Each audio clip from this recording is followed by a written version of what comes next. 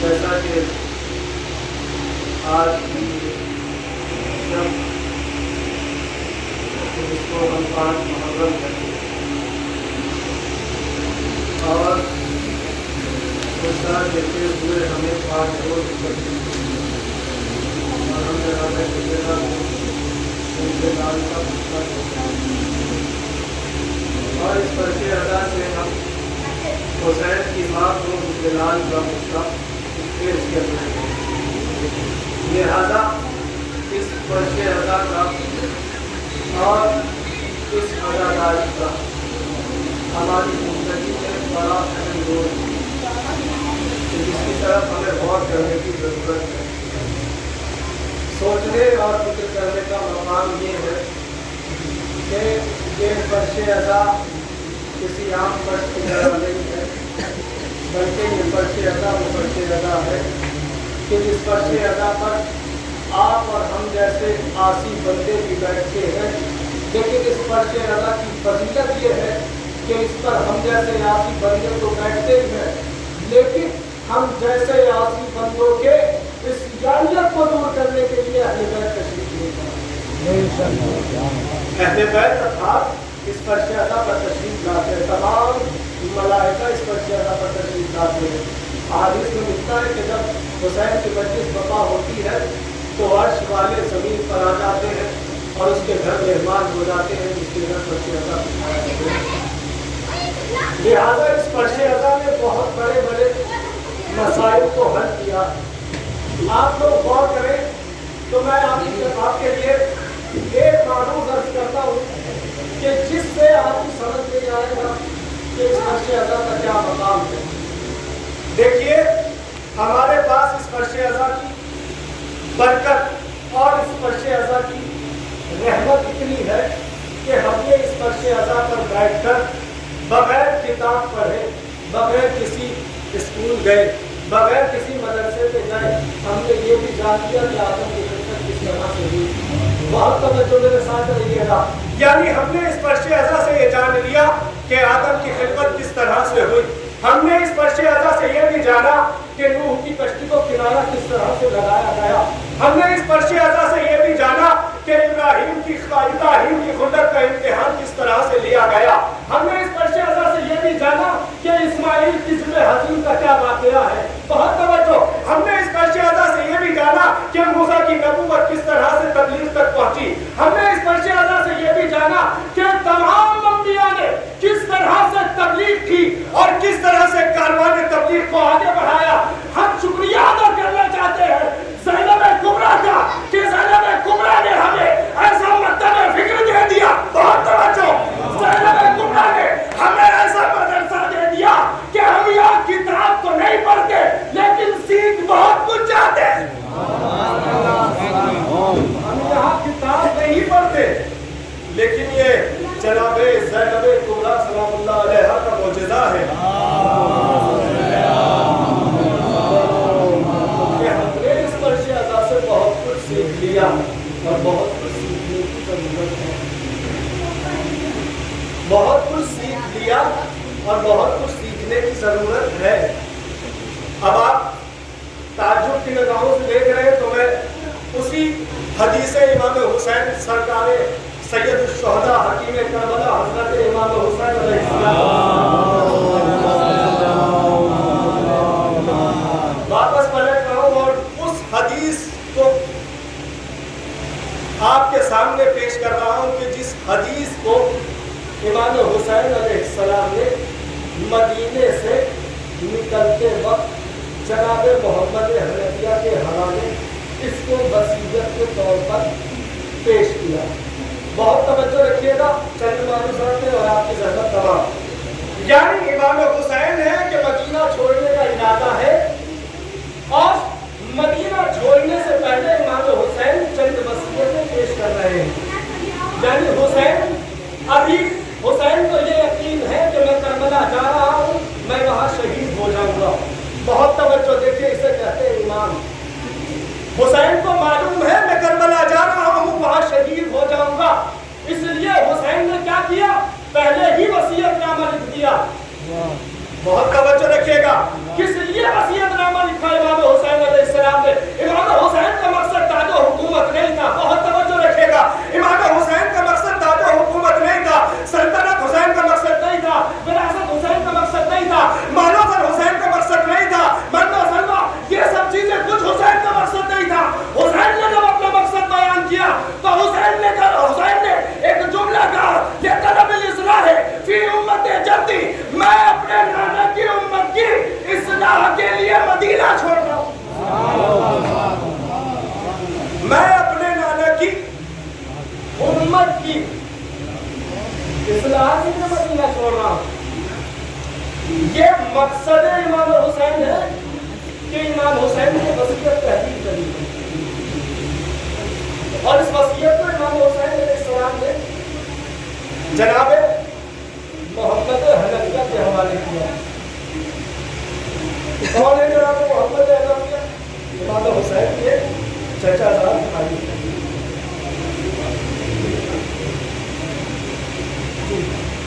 جناب محمد حنفیہ بھائی ہیں امام حسین کے, لیکن امام حسین کے بیٹے موجود ہیں. کون ہے امام حسین کے بیٹے؟ جناب سید سجاد. اب آپ کے ذہنوں میں سوال دوڑ چکا ہے کہ یہ وصیت اکثر و بیشتر زیادہ تر اولاد کے حوالے کی جاتی ہے, لیکن یہ حسین یہاں پر وصیت اب محمد حنفیہ کے حوالے کیوں کر رہے ہیں؟ ارے بہت توجہ رکھیے گا. جناب سید سجاد ایسا بھی نہیں ہے کہ بہت کمسین ہے. جناب سید سجاد بچے تو نہیں ہیں. جناب سید سجاد شباب پر ہے. جناب سید سجاد اچھے اور برے کی تمیز رکھتے ہیں. اور جناب سید سجاد کا مقام یہ ہے کہ حسین کے بعد جناب سید سجاد کو منصب امامت ملنے والا ہے. لیکن جناب سید سجاد کی موجودگی میں امام حسین علیہ السلام نے وصیت, اپنی وصیت کو جناب محمد حنفیہ کو کیوں دیا؟ سوال پیدا ہوتا ہے. سوال اپنی جگہ قائم ہے. کیونکہ جناب امام حسین خانوادے کے لیے ہوتی تو سید سجاد کو دی جاتی.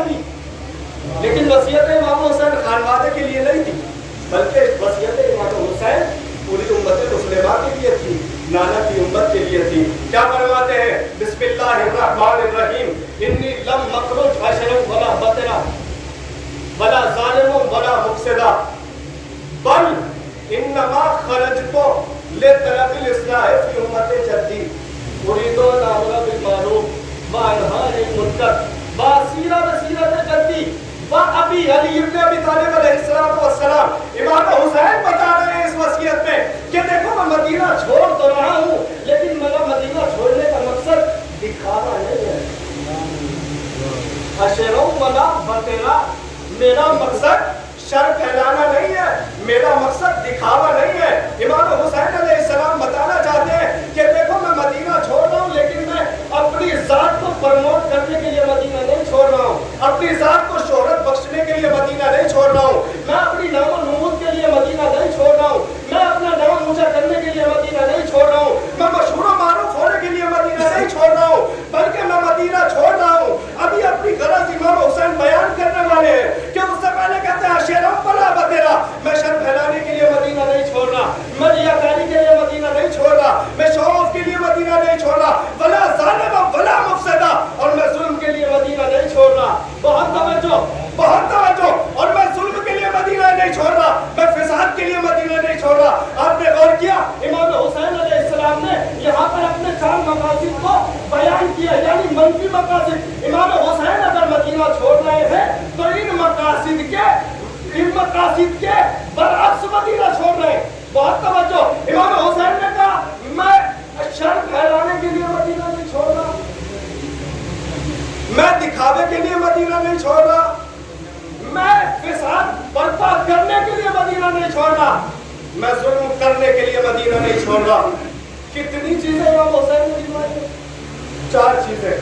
بہت توجہ رکھیے گا, خصوصاً میرے جوان بھائی بتوں میں خاص سماعت کریں. امام حسین علیہ السلام نے 4 چیزوں کی نفی کی ہے, منع کیا ہے 4 چیزوں سے. کون سی ہیں وہ 4 چیزیں؟ میں شر پھیلانے کے لیے نہیں جا رہا ہوں, میں دکھاوے کے لیے نہیں جا رہا ہوں, میں ظلم کے لیے نہیں جا رہا ہوں. امام حسین علیہ السلام کی وصیت جو کر رہے ہیں, میرے خیال میں جہاں تک میری عقل دوڑتی ہے, میری عقل میں ایک ہی بات آتی ہے, شاید امام حسین آپ کو عزاداری کرنے کا طریقہ بتانا چاہتے ہیں. ارے بہت توجہ. جناب امام حسین علیہ السلام اس وصیت میں آپ کو عزاداری کرنے کا طریقہ بتانا چاہتے ہیں کہ دیکھو تم عزاداری تو کرنا لیکن تمہاری عزاداری میں شرم نہیں ہونا چاہیے, تم عزاداری تو کرنا لیکن تمہاری عزاداری میں دکھاوا نہیں ہونا چاہیے, ریاکاری نہیں ہونی چاہیے, اپنی نام و نمود کے لیے تمہاری عزاداری نہیں ہونی چاہیے, اپنی ذات کو پروموٹ کرنے کے لیے تمہاری عزاداری نہیں ہونی چاہیے, اپنی شہرت کے لیے تمہاری عزاداری نہیں ہونی چاہیے. تمہاری عزاداری ہونی چاہیے تو صرف اور صرف خدا کے لیے ہونی چاہیے یا حسین کے لیے ہونی چاہیے. صلوات علی محمد و آل محمد.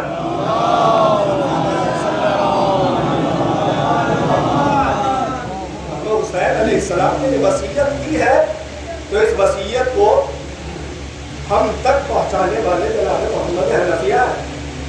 لہذا اگر یہ وصیت امام حسین کی ہم تک آ چکی ہے تو اب ہمارے لیے ضروری ہے کہ ہم اس وصیت امام حسین کے اور اس امام حسین کے قول امام حسین کے ترجمانی میں اپنی عزاداری کو برپا کریں اور اس امام حسین کے قول کے زیر نظر ہم دیکھیں کہ ہماری عزاداری میں کیا کمیاں ہیں, ہماری عزاداری میں کیا خامیاں ہیں. لہذا ہماری عزاداری میں شر نہیں ہونا چاہیے. آپ کہیں گے مولانا ذرا شر کو تو واضح کریں کیا ہوتا ہے شر. بہت توجہ. کیا ہوتا ہے شر؟ دیکھیے شر کا مطلب آپ یہاں پہ بس اسی طرح سمجھ لیجئے کہ آپ کی عزاداری کچھ اس طرح سے ہونی چاہیے کہ آپ کی عزاداریوں سے پیغام ملنا چاہیے. جو آئے آپ کے فرش عزا پر آئے, آپ کے مجلس میں آئے, آپ کی عزاداری میں آئے, آپ کے جلوسوں میں آئے, آپ کے فرش عزا پر آئے اور آپ کے فرش مجلس پر آئے تو آنے کے بعد وہ ندامت اٹھا کر نہ جائے. ہمیں بہت توجہ رکھیے گا میری طرف. یعنی آپ کی عزاداری میں شریک ہونے والا چاہے کسی بھی مذہب و مسلک سے تعلق رکھتا ہو, چاہے کسی بھی فکر و نظریات سے تعلق رکھتا ہو, بہت توجہ, چاہے کسی بھی عقیدے سے تعلق رکھتا ہو, اگر کوئی فرش عزا پر آ جائے تو اسے رزق علم ملنا چاہیے. فرش عزا پر آیا ہے تو وہ حسین پر بھروسہ کر کے آیا ہے، وہ حسین کو سمجھ کر آیا ہے، وہ حسین کی معرفت کے لیے آیا ہے۔ لہذا ضروری ہے کہ ممبروں سے اور مجلسوں سے معرفت حسین پر پہنچائی جائے، نہ کہ اپنی نام و نمود کے لیے اور اپنے دل کی بھڑاس نکالنے کے لیے مجلس سے بیٹھنا۔ یہ مقصد عزاداری کو اگر انسان مد نظر رکھے تو خدا کی قسم عزاداری یہاں تک ہی نہیں رہے گی۔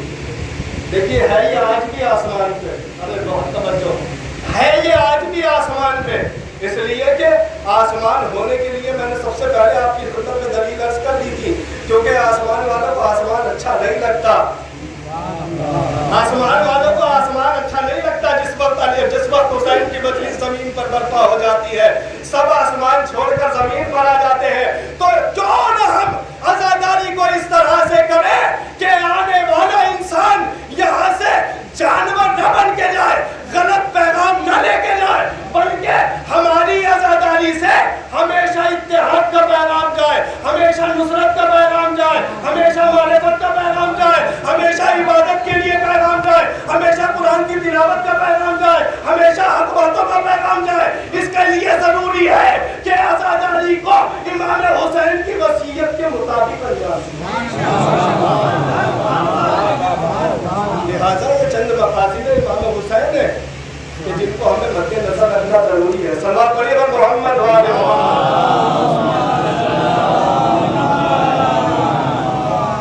اشرم ولا بکرا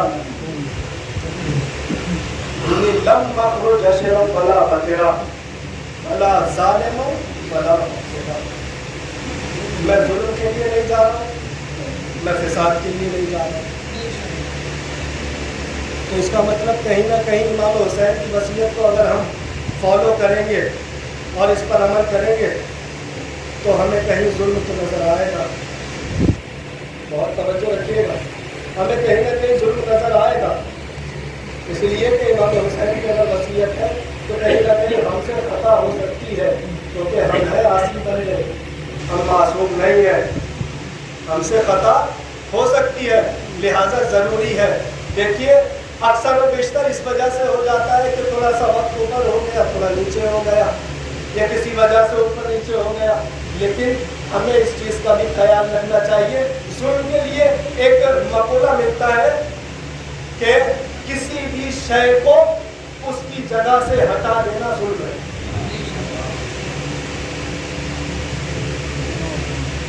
فرد الشیء فی غیر محل، یہ لفظ استعمال کیا جاتا ہے ظلم کے لیے، کسی بھی شے کو اس کی جگہ سے ہٹا دینا ظلم ہے۔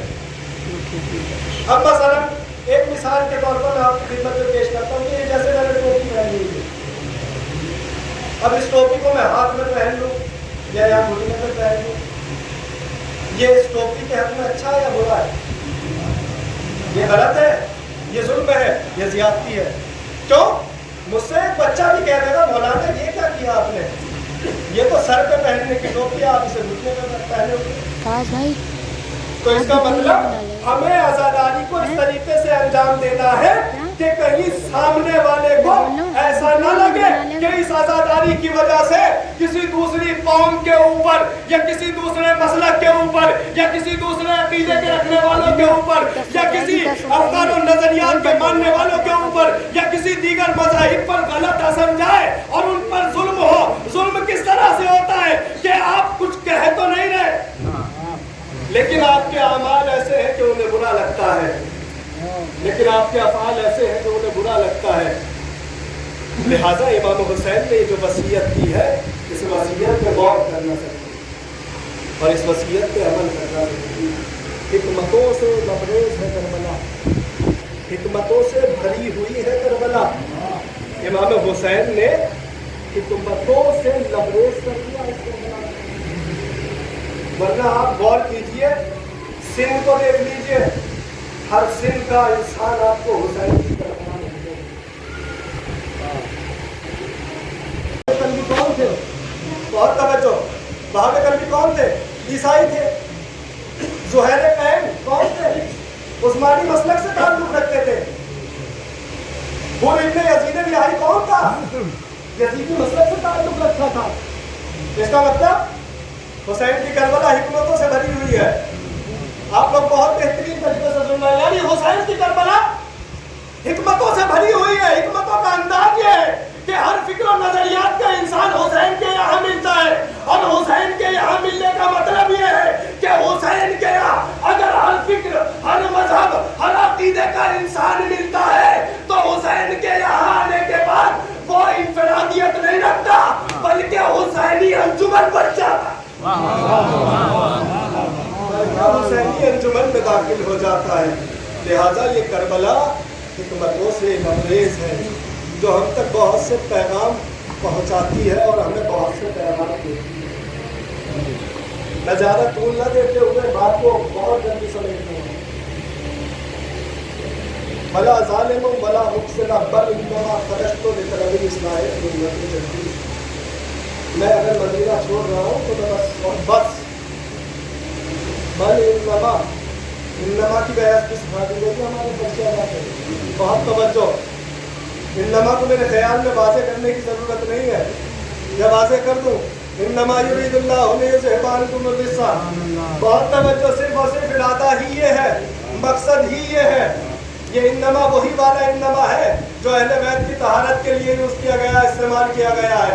उसी इन्नमा के ज़रिए हुसैन ने फ़ायदा उठाया, उसी इन्नमा के ज़रिए से हुसैन ने यहाँ पर अपनी हदीस को इरशाद फरमाया। बल इन्नमा, बस और बस मेरा इरादा ये है, ख़रजतु लितलबी इस्लाहि फी उम्मति जदीद। मैं अपने नाना की उम्मत की इस्लाह के लिए जा रहा हूँ। उरीदु अन आमुरा बिल मारूफ, मेरा इरादा है कि अम्र बिल मारूफ लोगों के दरमियान करूँ, व अनहा अनिल मुनकर, और लोगों को बुराइयों से रोकूं, अच्छाइयों को दावत दूं और बुराइयों से रोकूं। देखिए ज़माना कितना बदल गया।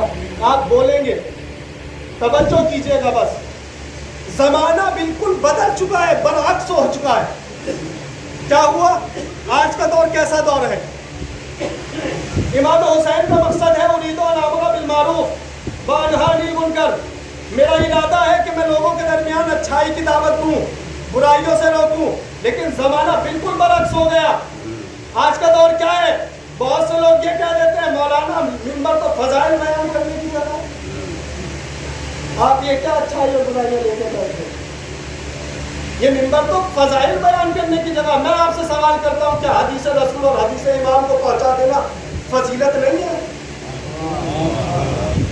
क्या फजीलत इमाम को और फजीलत रसूल को पहुँचा देना फजीलत और हकीकत नहीं है? अम्र बिल मारूफ नहीं है? अम्र बिल मारूफ हकीकत में यही है कि जो हुसैन ने दिया उसे पहुँचा दो। सल्लल्लाहु अलैहि मोहम्मद वाले मोहम्मद।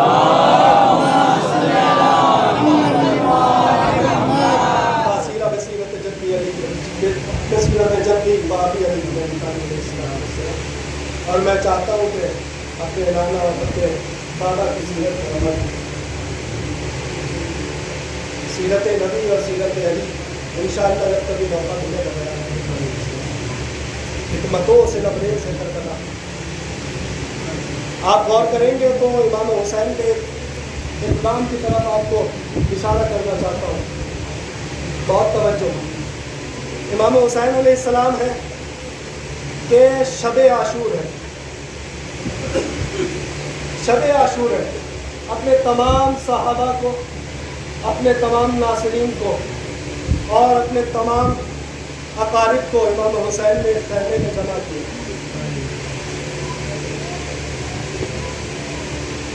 ये मसाइब से ही मुंसलिक है, लेकिन एक पैगाम है आपका। इमाम हुसैन ने तमाम अंसार, अकारिब और अपने मुहिब्बों को और जांफिशारों को एक खैमे में जमा किया, और जमा करने के बाद कहते हैं कि अगर तुम में से कोई जाना चाहे तो वो यहाँ से चला जाए। तुम में से ए जानिसारो, ए जाफिशारो, अगर तुम में से कोई यहाँ से जाना चाहे तो वो चला जाए। इसलिए कि कल हम पर जो मुसीबतें पड़ने वाली है उनको मैं बयान नहीं कर सकता। इमाम हुसैन का ये कहना कि तुम में से अगर कोई जाना चाहे तो चला जाए, मैं कहूँगा मौला इन्हें क्यों भेज रहे हैं? ये तो आप पे जान कुर्बान करने के کے لیے آئے ہیں, یہ تو آپ پہ فدا ہونے کے لیے آئے ہیں, اپنی جان کو آپ کے حوالے اور آپ کے لیے شہید کرنے کے لیے, قربان کرنے کے لیے آئے ہیں, راہ خدا میں اپنی جان کو نچھاور کرنے آئے ہیں. میں کہوں گا مولا انہیں کیوں بیچ رہے ہیں؟ پھر توجہ کیجئے, ایک رخ اور آپ کو دکھاتا ہوں. امام حسین ہے, عصر عاشور ہے, کربلا کا میدان ہے. امام حسین آواز لگا رہے ہیں, حل من ناصر ینصرنا حل من مغیث یغیثنا. امام حسین آواز لگا رہے ہیں, ہے کوئی جو میری مدد کو آئے؟ ارے بھائی بہت توجہ. امام حسین کہہ رہے ہیں, ہے کوئی جو میری مدد کو آئے؟ کہاں کہہ رہے ہیں؟ دشمنوں کے درمیان جو انہیں قتل کرنے آئے ہیں, جو ان کے لیے اسلحے لے کے آئے ہیں, جو ان کے بچوں کو نہیں چھوڑنے والے, جو ان کی پیاس نہیں بجھانے والے, جو انہیں پانی نہیں دینے والے, ان کے درمیان کیا کہہ رہے ہیں امام حسین؟ حل من ناصر ینصرنا. اور یہاں اپنوں میں بیٹھے ہیں. ارے بہت توجہ رکھیے گا. امام حسین علیہ السلام شب عاشور اپنے ناصرین میں کہہ رہے ہیں, جس کو جانا ہے چلا جائے, جس کو جانا ہے وہ چلا جائے. اور ادھر اردو میں کہہ رہے ہیں, دشمنوں میں کہہ رہے ہیں, جسے آنا ہے آ جائے. حسین کی کربلا حکمتوں کی کربلا ہے. حسین بتانا چاہتے ہیں ہمارے ناصرین میں اگر کوئی حسینی فکر کے منفرد, حسینی فکر کے مخالف ہے تو وہ یہاں سے چلا جائے. سبحان اللہ. شب عاشور حسین یہی بتانا چاہتے ہیں کہ کوئی اگر حسین کے خلاف ہے وہ یہاں سے چلا جائے, یزیدی فکر رکھنے والا یہاں سے چلا جائے. اور عصر عاشور حسین کہہ رہے ہیں کہ کوئی ہے تو میری مدد کرے. کیوں کہہ رہے ہو مولا؟ کیا فلسفہ ہے؟ کس لیے کہا جا رہا ہے؟ شاید مولا آواز دے کر کہے کہ ہو سکتا ہے ابھی بھی ان کے درمیان کوئی ہم جیسا سبحان اللہ. سبحان اللہ. کہ وہ یہاں پر تشریف لے آئے.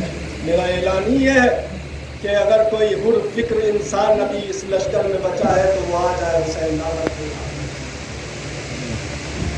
لہذا حل من ناصر ینصرنا کی جب حسین نے صدا بلند کی ہے, آپ صبح سے جناب اصغر کے مصائب سن رہے ہیں, لہذا بہت زیادہ روشنی ڈالنے کی ضرورت نہیں ہے اور بہت زیادہ بیان کرنے کی ضرورت نہیں ہے.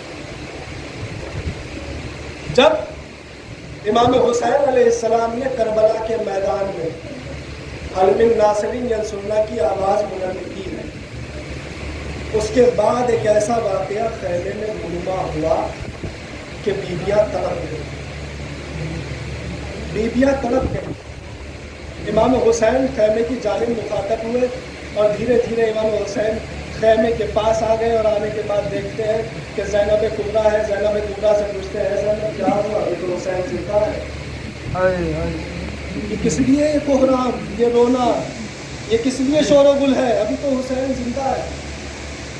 جناب زینب کہتے ہیں میرے بھیا ہے, میرے آقا سرکار, میرے بھیا جب آپ نے آواز حل من ناصر ینصرنا بلند کی تو آپ کے بیٹے 6 مہینے کے علی اصغر نے اپنے آپ کو جھولے سے گرا.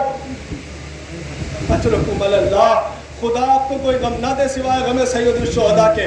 ہاں آزادارو, جناب امام حسین کہتے ہیں لاؤ علی اصغر کو مجھے دے دو, لاؤ علی اصغر کو لے آؤ, علی اصغر کو میں لے جاتا ہوں.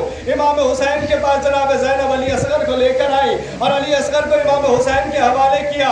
جیسے امام حسین نے علی اصغر کو لیا, لے کر جانے لگے, رباب آگے آئی. آنے کے بعد کہنے لگی اے آقا و سردار, ایسے علی اصغر کو نہ لے کے جائیے گا, ذرا کچھ لمحے کے لیے مجھے دے دیجئے. جناب رباب جناب علی اصغر کو خیمے میں لے کے گئی, لباس بدلا, کپڑے بدلے, نیا کرتا پہنایا, علی اصغر کو سجا رہی ہے, سنوار رہی ہے. صبح سے دیکھ رہی تھی نا کہ ہر ماں اپنے بیٹے کو تیار کر رہی تھی کہ تمہیں حسین پر قربان ہونا ہے, تمہیں حسین پر فدا ہونا ہے. اب جناب رباب ہے, علی اصغر کو تیار کر رہی ہے کہ تمہیں آج اپنے بابا پر قربان ہونا ہے, اس لیے کہ صبح سے اب تک جو بھی خیمے سے گیا وہ واپس نہیں آیا. جو خیمے سے گیا وہ واپس نہیں آیا. آزادارو, جناب رباب نے جناب علی اصغر کو امام حسین کے حوالے کیا. امام حسین میدان کی جانب جناب علی اصغر کو لے کر چلے اور میدان میں پہنچے. آزادارو, حسین قرآن لے کر آ رہے ہیں, لیکن نہیں, حسین کے ہاتھ میں قرآن نہیں تھا بلکہ 6 مہینے کا علی اصغر تھا. امام حسین نے ابا کے دامن کو ہٹایا. جیسے ہی ابا کے دامن کو ہٹایا, مظلومی حسین دیکھیے کہ حسین نے جس طرح سے پیاس کا مطالبہ کیا، 6 مہینے کے بچے کے لیے پیاس کے لیے پانی مانگ رہے ہیں حسین۔ امام حسین پانی طلب کر رہے ہیں، تمہاری نظروں میں میں خطا بار ہوں، یہ بچہ تو خطا بار نہیں، اس بچے کو تو پانی پلا دو۔ لیکن اتنی ستمگر ہے فوج اشقیاء کہ پانی تو نہیں پلائے۔ امام حسین جناب علی اصغر کی طرف مخاطب ہوئے کہتے ہیں بیٹا اپنی پیاس کو، اپنی حجت کو تمام کر۔ جناب علی اصغر نے اتنا سنا، امامت کے جملے سننے کے بعد ننھے سے شیر خان نے اپنی سوکھی ہوئی زبان، سوکھے ہوئے خشک ہونٹوں پر چھوٹے چھوٹے باریک ہونٹ، 6 مہینے کا بچہ ہے، تصور کریے گا، تصور شرط ہے، بہت توجہ، تصور شرط ہے، اس لیے کہ میرے مولا کہتے ہیں، امام جعفر صاحب میرے مولا کہتے ہیں کہ میرے جد پر، میرے آقا پر، میرے مولا پر گھٹ گھٹ کر مت رویا کرو، میرے مولا پر گھٹ گھٹ کر مت رویا کرو، اس لیے کہ میرے پاپا کو تڑپا تڑپا کر مارا گیا۔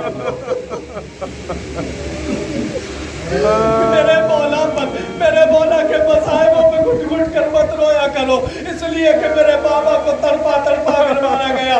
علی اصغر نے اپنی ننھی سی زبان ننھے سے ہونٹوں پر پہنی، ادھر فوج اشقیاء میں کوہرام برپا ہو گیا، ادھر پسر ساتھ نے آواز لگائی الا الا اربلا اقتقلاب الحسین، اے اربلا کہاں ہے، حسین کو کلام کو قطع کر۔ ادھر اربلا آیا، اربلا نے تیر لگایا، تیر سے نشانہ لگایا، ادھر تیر چلا، علی اصغر کی گردن کو چیرتا ہوا حسین کے بازو میں بے بس ہو گیا۔ حسین پکار